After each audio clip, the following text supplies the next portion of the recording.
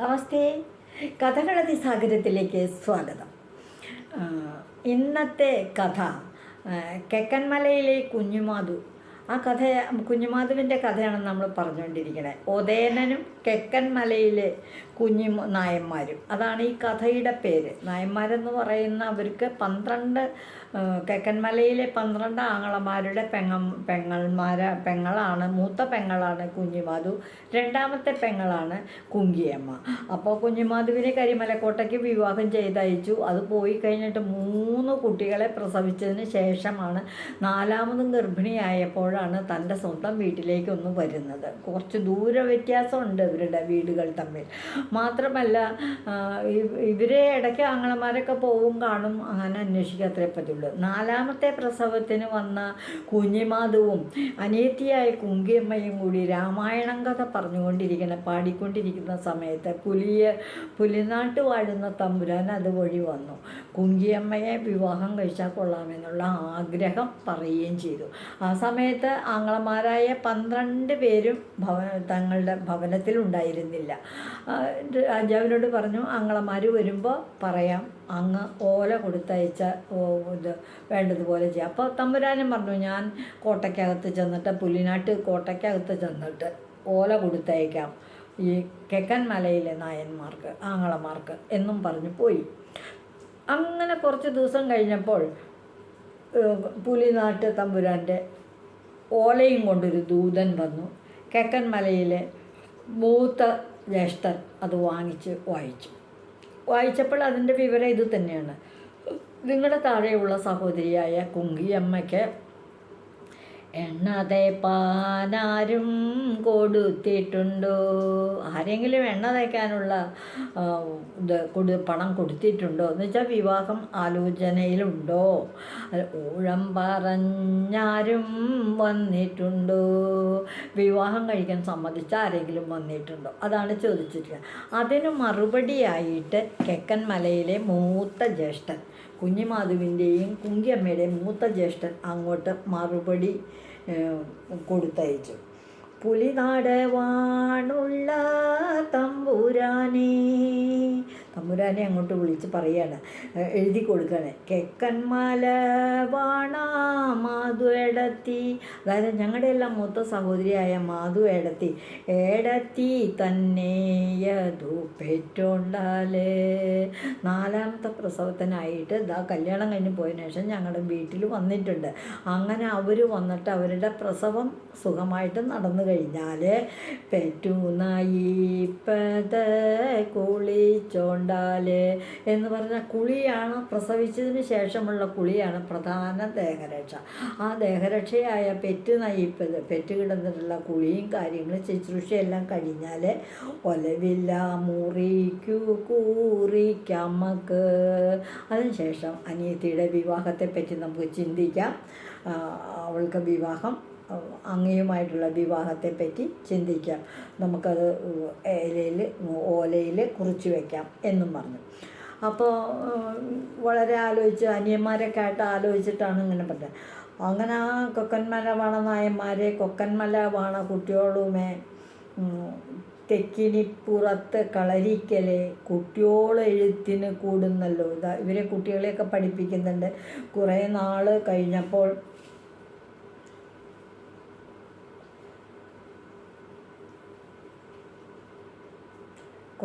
കഴിഞ്ഞപ്പോൾ ഈ പുലിനാട്ട് വാഴുന്ന തമ്പുരാൻ വീണ്ടും ഒരു ഓല എഴുതി തന്നയച്ചു.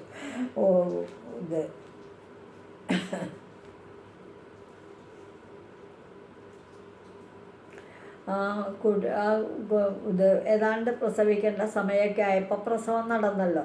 ഇനി തനിക്ക് വിവാഹം ആലോചിക്കാമല്ലോ എന്ന് കരുതി പുലിനാട്ടെ തമ്പുരാൻ വീണ്ടും ഒരു ഓല കെക്കൻമലയിലെ മൂത്ത ജ്യേഷ്ഠന് കൊടുത്തയച്ചു. ആ ഓലയിൽ ചോദിച്ചത്, ഇപ്പോൾ പ്രസവമൊക്കെ കഴിഞ്ഞു കാണുമല്ലോ കുഞ്ഞുമാധുവിൻ്റെ, അതുകൊണ്ട് ഇനി വിവാഹത്തെപ്പറ്റി ചിന്തിച്ചുകൂടെ എന്ന് പറഞ്ഞു. അപ്പോൾ ഈ പുലിനാട് വാഴുന്ന തമ്പുരാനെ കെക്കൻമലയിലെ മൂത്ത ജ്യേഷ്ഠൻ ഓല എഴുതി കൊടുത്ത്, കെക്കൻമല വാണ കുങ്കിയമ്മേനെ ഒലവില മുറിച്ചു താരണ്ടിക്കല്. അങ്ങോട്ട് വിവാഹ നിശ്ചയം നടത്തി അവിടേക്ക് വിവാഹം ചെയ്ത് തരണമെങ്കിൽ കെക്കന്മല വാണ മാത്തുവേടത്തി. ഇവിടെ ജീവിച്ച് വളർന്ന് വിവാഹമായിട്ട് കരിമലക്കോട്ടയ്ക്ക് പോയ ഞങ്ങളുടെ മാധുവേടത്തി ഓരിന്നു പെറ്റൊരു കുട്ടിക്കാന്ന്.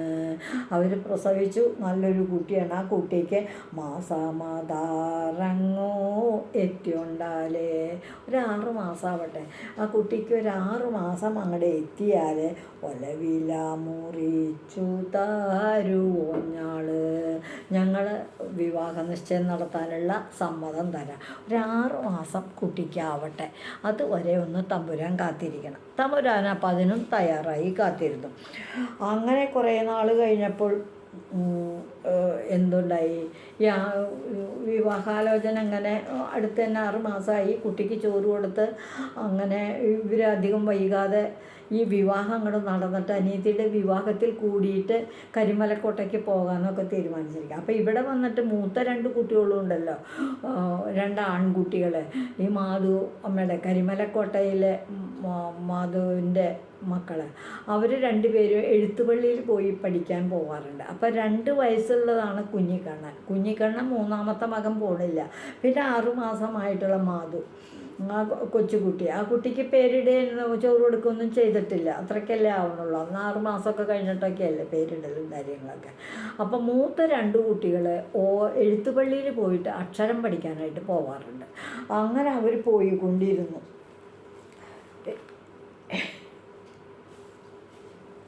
അവർ കളരിയിൽ പോയിട്ട് എഴുത്തൊക്കെ പഠിക്കാൻ പോയിരുന്നു. അങ്ങനെ ഒരു ദിവസം പോയി കളരിയിൽ പോയി എഴുത്തൊക്കെ പഠിച്ചു. തിരിച്ച് ഇങ്ങോട്ട് പോരുന്ന സമയത്ത് നല്ല കാറ്റും മഴയൊക്കെ ആയി. അല്ലെങ്കിൽ അന്നൊന്നും ആൾ സഞ്ചാരം അങ്ങനെ ഇല്ലല്ലോ. അങ്ങനെ ഇരിക്കുന്ന സമയത്ത് ഒരു വഴിക്ക് കൂടെ അവർ 2 പേരും കൂടി വരുന്നുകൊണ്ടിരിക്കുന്ന സമയത്ത്, എന്തിനു പറയണോ, കാട്ടിക്കൂടിയൊക്കെയാണല്ലോ ഈ നടന്നു വരുന്നത്. എഴുതിക്കയറിയോരേ പോരും നേരം.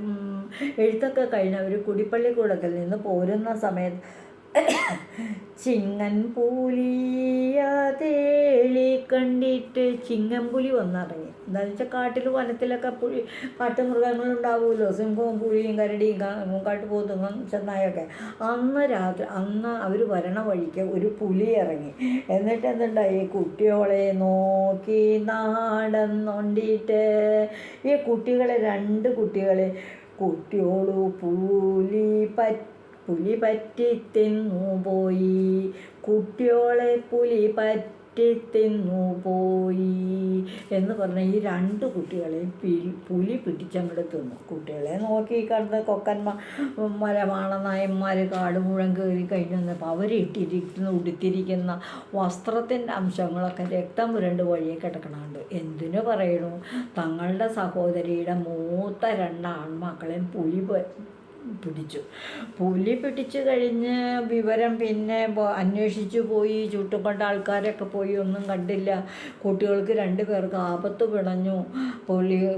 കുട്ടികളെ പുലി പിടിച്ചു എന്നും പറഞ്ഞ് കേട്ട വഴിക്ക് ഉടൻ തന്നെ ഇവർ 12 പേര് അമ്മാവന്മാർ, കുട്ടികളുടെ അമ്മാവന്മാർ കരഞ്ഞ് നടന്നു, കാട് മുഴുവൻ വിളിച്ച് നടന്നു. കെക്കന്മല വാണ കുഞ്ഞിമാധു. ഒടുക്കം കുഞ്ഞിമാധു അറിഞ്ഞു, പ്രസവിച്ച് എടുക്കുകയാണ് കുഞ്ഞിമാധു. 6 മാസം പോലെ ആവണേ ഉള്ളൂ കുട്ടിക്ക്. ആ കുഞ്ഞിമാധു വിവരം നന്നാ തലമുറ കൂട്ടിയല്ലോ. തലമുറയിട്ട് കരഞ്ഞു. തൻ്റെ 2 മക്കളെ ആ പുലി പിടിച്ച് തിന്നത്. അങ്ങനെ വീടാടാ കൂടുന്നേരം അവിടെ എല്ലാം കൂടി അങ്ങനെ ഒച്ചയും ബഹളമൊക്കെ ആയിട്ട് നടക്കുന്ന സമയത്ത് കെക്കന്മല വാണ കുഞ്ഞിമാധു.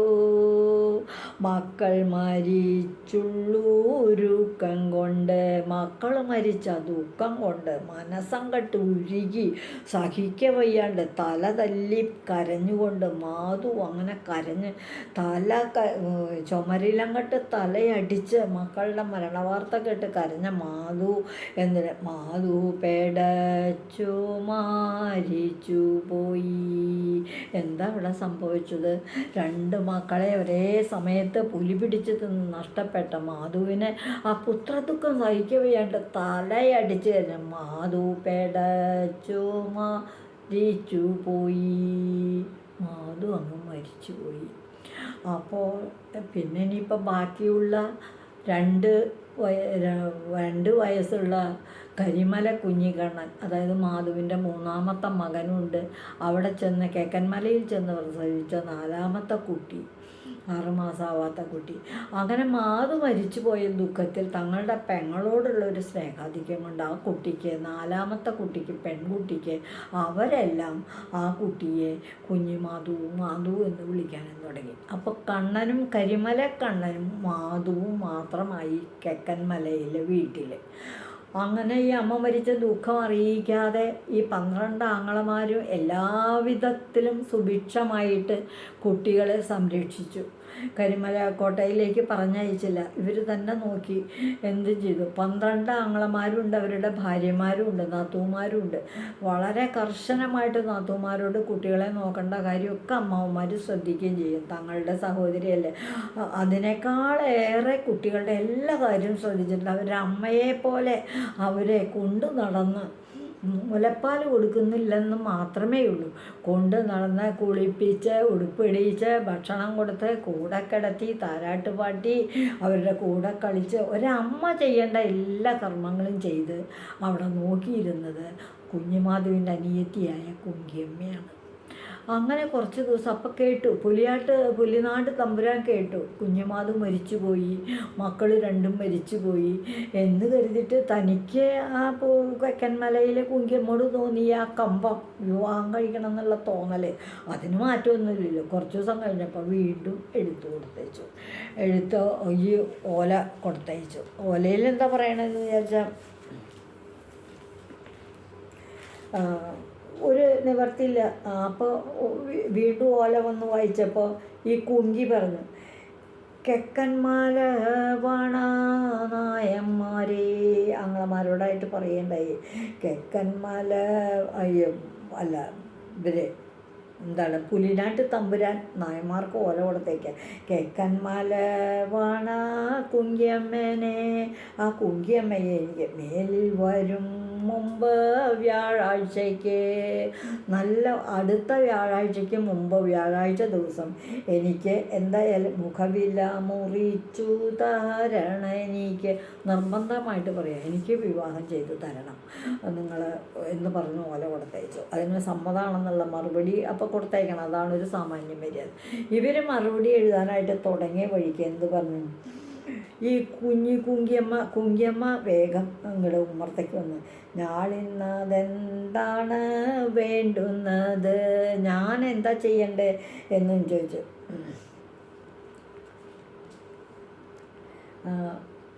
അത് കഴിഞ്ഞ് കെക്കന്മല വാണ മാധു എടത്തി. ഈ കെക്കന്മല എന്ന് പറയുന്നത് ഇവിടെ ഈ നാട്ടിൽ വീട്ടിൽ ജനിച്ച് വളർന്ന മാധു എടത്തിയാണ്. മാധു എടത്തിയുടെ ഏടത്തി തെണ്ടിയുള്ളങ്കാണിത്. ഏടത്തി ഇവിടെ ഏൽപ്പിച്ച് പോയിരിക്കുന്ന 2 കുട്ടികൾ ഇവിടെയുണ്ട്. ആ കുട്ടികളെ നോക്കി ഏടത്തിക്ക് കുങ്കിയമ്മ എന്നിട്ട് ഇവരുടെ ആങ്ങളമാരോടുള്ള പേര് പറയാം, കേക്കന്മാല വാണ നായന്മാരെ, അതായത് പൊന്നാങ്ങളമാരെ, ഒലവില കുറിക്ക വേണ്ട, നിങ്ങൾ തമ്പുരാനോട് വിവാഹം ചെയ്ത് കൊടുക്കാമെന്നുള്ള ഓല മറുപടി ഒട്ടും കൊടുക്കണ്ട. എന്താ കാരണം, 2.5 വയസ്സുള്ള കണ്ണനെയും, എൻ്റെ ചേച്ചിയുടെ മക്കളായ 2.5 വയസ്സുള്ള കണ്ണനെയും 6 മാസമായുള്ള മാധുവിനെയും, 6 മാസമായിട്ടുള്ള മാധു എന്ന പെൺകുട്ടിയെയും എനിക്കെൻ്റെ മക്കളെ പോറ്റുക വേണം, അവരെ എനിക്ക് വളർത്തിയെടുക്കണം. അതുകൊണ്ട് എനിക്ക് വിവാഹമേ വേണ്ട. ആ തമ്പുരാനോട് ആ വിവരം പറയൂ, എനിക്കിപ്പോൾ വിവാഹം വേണ്ടാന്ന് ഞാൻ പറഞ്ഞു, എനിക്ക് ചേച്ചിയുടെ മക്കളെ നോക്കി ഞാനിവിടെ ജീവിക്കാനാണ് ഇഷ്ടപ്പെടുന്നത് എന്നിങ്ങനെ പറഞ്ഞു. അങ്ങനെ പറഞ്ഞാലും ആങ്ങളമാർക്ക് തമ്പുരാൻ ആങ്ങളമാർ പറഞ്ഞു, ഈ ഓല ഞങ്ങൾ വിവാഹത്തിന് സമ്മതമല്ല, നീ പറഞ്ഞ കാര്യം പറഞ്ഞാലും ഒരു കാര്യമില്ല. പുലിനാട്ട് തമ്പുരാൻ ഒരുപാട് സമ്പത്തുള്ള ആളാണ്, അതിനേക്കാളേറെ ഒരുപാട് ആൾബലമുണ്ട്, പടയുണ്ട് അദ്ദേഹത്തിന്, സൈന്യം നയിച്ച് ഇവിടെ വന്ന് ഞങ്ങളെ 12 ആളെയും കൊന്നുകളയും, ഈ കുടുംബം അനാഥായി പോവും. അതുകൊണ്ട് കുങ്കിയമ്മേ, നീ പുലിനാട് തമ്പുരാൻ്റെ ഭാര്യയായിട്ട് പുലിനാട്ട് കോവിലകത്തേക്ക് പോവുക തന്നെ വേണം. അതുകൊണ്ട് അദ്ദേഹത്തിനോട് വ്യാഴാഴ്ചത്തേക്ക് ഊഴം വരാൻ പറയാൻ പോവുകയാണെന്ന് പറഞ്ഞ ആങ്ങളമാർ കുങ്കിയമ്മ പറഞ്ഞതൊന്നും കണക്കിലെടുക്കാതെ കണ്ട് ഓല അങ്ങോട്ട് കൊടുത്തയച്ചു. ഓല കൊടുത്തയച്ച് പറഞ്ഞ പോലെ ദിവസങ്ങൾ കടന്നുപോയി. പറഞ്ഞ് വ്യാഴാഴ്ച പുലിനാട്ട് തമ്പുരാൻ ഊഴം പറയാനായിട്ട് കേക്കൻമലയിലേക്ക് വന്നു. കേക്കൻമലയിൽ വന്നു കഴിഞ്ഞപ്പോൾ എന്താണ്ടായി, പടിഞ്ഞാറ്റി വിരിച്ചൊരുക്കുക എന്നാണ് പറയുക. വിവാഹം കഴിഞ്ഞാൽ വധുവിനും വരനും കൂടി ഉള്ള ശയനമുറിയാണ് വടിക്കിനി, പടിഞ്ഞാറ്റി എന്നൊക്കെ പറയുന്ന ഏതെങ്കിലും മുറി. അന്ന് കേക്കൻമലയിലെ കൊട്ടാരത്തിൽ പടിഞ്ഞാറ്റി വിരിച്ചൊരുക്കിയിട്ടുണ്ടായിരുന്നു. കാര്യം ശരിയാണ്. പടിഞ്ഞാറ്റി വിരിച്ചൊരുക്കിയതിൽ കുങ്കിയമ്മ അത്താഴം കഴിഞ്ഞ് പോയി കിടന്നു. ഊഴം പറയാൻ വന്ന തമ്പുരാൻ, പുലിനാട്ട് തമ്പുരാൻ അങ്ങോട്ട് ചെല്ലും. അവിടെ കാണുന്ന കഥ എന്താ, കുങ്കിയമ്മയുടെ 2 വശത്തായിട്ട് 2 വയസ്സുള്ള കരിമലക്കണ്ണനെയും 6 മാസമായിട്ടുള്ള മാധുവിനെയും 2 വശത്തും കിടത്തി ഉറക്കിക്കൊണ്ട് കുങ്കിയമ്മ അവിടെ കിടന്നുറങ്ങുന്ന കാഴ്ചയാണ് കണ്ടത്. പിന്നെ അവിടുന്ന് അവിടെ ഉണ്ടായ സംഭവം എന്താണെന്ന് കേൾക്കണ്ടേ? നല്ല കാര്യമായി. വിവാഹത്തിന് വധുവിനെ തേടി ചെന്ന വരൻ അവിടെ കാണുന്നത് 2 കുട്ടികളെയും കെട്ടിപ്പിടിച്ച് കിടക്കണ നവവധുവിനെ കണ്ടാൽ ഏതെങ്കിലും ഒരു വരൻ തിരിച്ചു പോകും. പിന്നെ അവിടെ നടക്കാൻ പോണത് എന്താ, നമുക്ക് അടുത്ത ഭാഗത്തിൽ കാണാം കേട്ടോ. ഇന്നിവിടെ നിർത്താണ്. ഉദയനനും കെക്കൻമല കുഞ്ഞിമാധവും, അതാണ് ഈ കഥയുടെ 2ാം ഭാഗം. ഇതുവഴി വന്നാലും ഇത്തിരി നേരം ഇരുന്നാലും കഥകൾ കേട്ടാലും കളിയായി പറയും കഥയാണേ, കാര്യം പറയും കഥയാണേ.